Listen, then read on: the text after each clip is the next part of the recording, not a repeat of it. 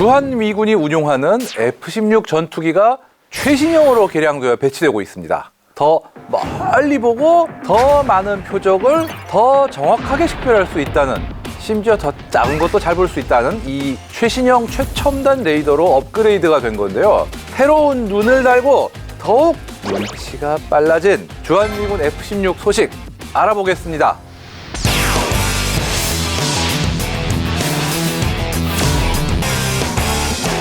미 공군의 F-16 성능 개량 계획에 따라 군산기지에서 운용하는 주한미군의 F-16들도 이제 교체가 시작됐습니다. 지난 4월 초에 F-16의 성능 개량용 1호기가 군산기지의 미-8 전투비행단에 합류했죠. 주한미군 군산기지에 배치된 40여 대의 F-16 전투기가 대폭 개량되어 이 전투기 전력을 업그레이드 시킬 예정인데요. 바로 F-16의 최신 개량형 F-16V에 해당하는 수준의 그런 개량을 받은 기체들입니다. 자, 일단 전투기의 눈이라 할 수 있는 레이더가 바뀌었는데요. 기존의 기계식 레이더인 APG-68이 이 능동 전자주사 레이더, 즉 AESA로 교체가 됐습니다. 기존의 레이더는 이 안테나를 직접 움직여서 이 전파의 방향을 바꿨죠. 근데 이 전자주사식 레이더는 안테나는 가만히 있고 전파의 방향만 전자적으로 바꾸어 버립니다. 이러면은 더 짧은 시간에 더 넓은 범위를 스캔할 수 있고, 당연히 이게 기계적 부품이 적으니까 고장도 적고 부피에 비해서 출력을 좀 더 늘릴 수도 있고 아니면 부피를 좀 더 줄일 수도 있고, 이렇게 여러 가지 장점이 있어요. 그런데 또 이게 전자주사식 레이더에도 패사, 즉 수동 전자주사와 에이사, 즉 능동 전자주사, 이렇게 두 가지가 나뉩니다. 패사는 한마디로 기계식 레이더처럼 안테나가 하나가 있고 그 안테나에서 나오는 전파의 방향만 이제 안테나가 안 움직이고 전자적으로 왔다 갔다 할 뿐이고, A사 같은 경우는 안테나라는 하나의 부품이 있는 게 아니라 안테나에 해당하는 판에 레이더 소자, 즉 아주 작은 레이더 안테나가 잔뜩 붙어 있는 걸 생각하시면 돼요. 뭐 작게는 수백, 많게는 수천 개.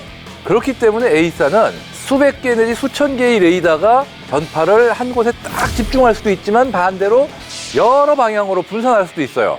물론 워낙 레이더가 많으니까 출력도 다양하게 조절할 수 있는 거죠. 한마디로 그동안의 레이더하고는 차원이 완전히 다른 어떤 그런 개념이에요. 그러다 보니까 기계식 레이더나 패사보다 더 넓은 범위에서 많은 표적을 동시에 파악하는 능력도 굉장히 뛰어나요. 심지어 탐지 거리도 길어질 수가 있는 게 그 수많은 레이더들이 좁은 범위에 이 전파를 아주 강하게 집중시킬 수가 있거든요. 그렇기 때문에 필요하면 굉장히 해상도가 높아질 수가 있어요. 하여간에 어떻게 보면 레이더의 게임 체인저 같은 그런 내용이에요. 그러다 보니까 21세기에는 많은 나라의 전투기들이 에이사로 점점 바꾸고 있는 그런 추세입니다. 지금 이 F-16V 내지는 그와 동급의 개량을 받은 기체들에는 이 에이사 중에서도 가장 최신형 중에 하나인 AN/APG-83, 일명 세이버 SABR 레이더가 들어갔는데요. 이 레이더는 기존의 F-20이나 F-35에 들어가던 뭐 AN/APG-77이나 AN/APG-81 같은 어떤 기존 에이사 레이더의 기술들을 토대로 F-16 기술 사이즈에 맞춰가지고 개발한 그런 물건입니다. 지금 일단 공개된 어떤 스펙으로는 고속으로 비행하는 20개 이상의 표적, 그러니까 20개만 하는 게 아니에요. 최소 20개. 그리고 최우선 표적 6개를 동시에 추적, 탐지 및 공격이 가능한데, 이 6개가 왜냐면은 F-16에 탑재할 수 있는 암람 미사일이 현재로서는 6개라 그래요. 이걸 동시에 추적 탐지가 가능하고 20GHz 대역의 주파수를 사용하며 뭐 레이더 탐지 거리는 370km가 나온다, 뭐 이렇게 스펙상으로 얘기하는데 스펙은 어디까지나 스펙일 뿐, 뭐 그걸 써본 분들 아시겠죠. 어쨌든 미 공군에서는 기존 F-16에 달려있던 레이더들을 지금 이 레이더로 교체하는 중이고요. B-1B 폭격기도 이 레이더를 기초로 만든 어떤 전용 레이더를 탑재해서 성능을 대폭 향상시켰습니다. 주한미군의 F-16 개량용의 레이더에 또 주목할 부분이 있을까요? 사실 그 레이더에 맞춰서 새로 바꾼 거의 대표적인 장비가 바로 미션 컴퓨터입니다.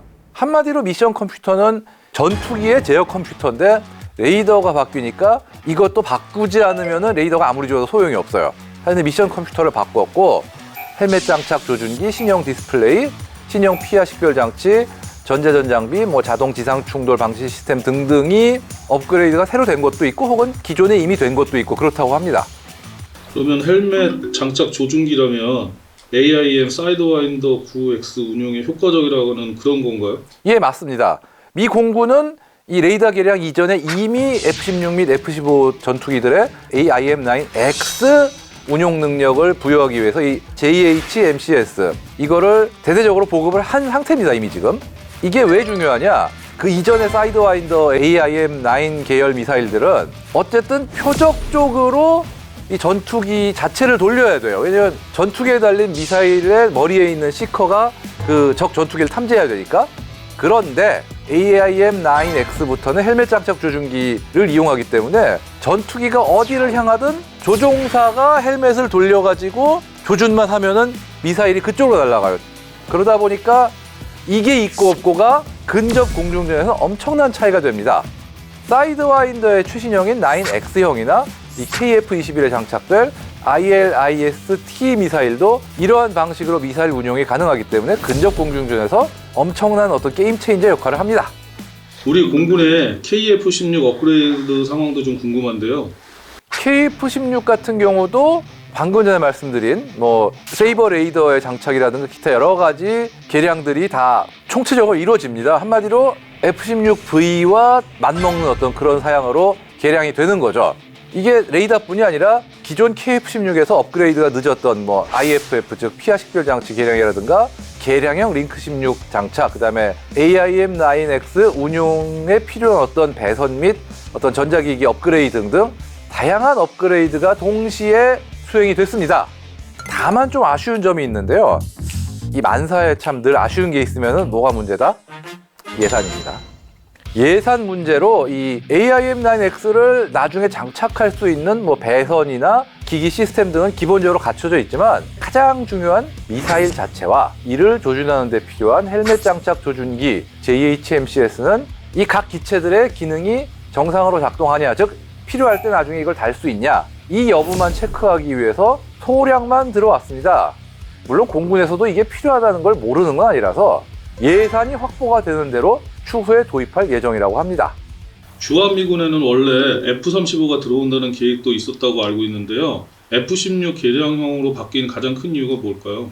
F-35가 최신형 스텔스 전투기인 건 맞지만 대규모 운용에 있어서 아직까지는 F-16보다는 신뢰성과 뭐 편리함이 약간 떨어지는 거 아니냐는 얘기도 있지만 여기에 또 주한미공군의 지금까지 F-16에 대한 인프라가 아직 다 쌓여 있고 뭐 기체에 대한 신뢰성과 운용에 대한 편리함을 생각하면 F-16 개량형을 쓰는 것이 이득일 수도 있고 여기에 더해서 이미 우리 공군에 40대 F-35가 있고 또 20대 정도를 추후 도입할 예정이다 보니까 주한미공군이 굳이 F-35를 또 급하게 들어올 이유는 없지 않냐 이렇게 판단했을 수도 있어요.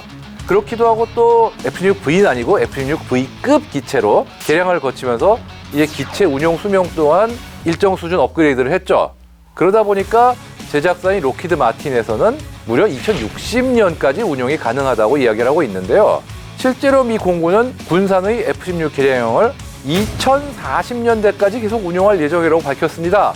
앞으로 F-16 최신형과 KF-16 업그레이드 그리고 몇 년 뒤에 배치될 KF-21까지 등장하면 우리 영공에 배치된 공군 전력은 총체적으로 막강해질 것으로 기대할 수 있겠습니다.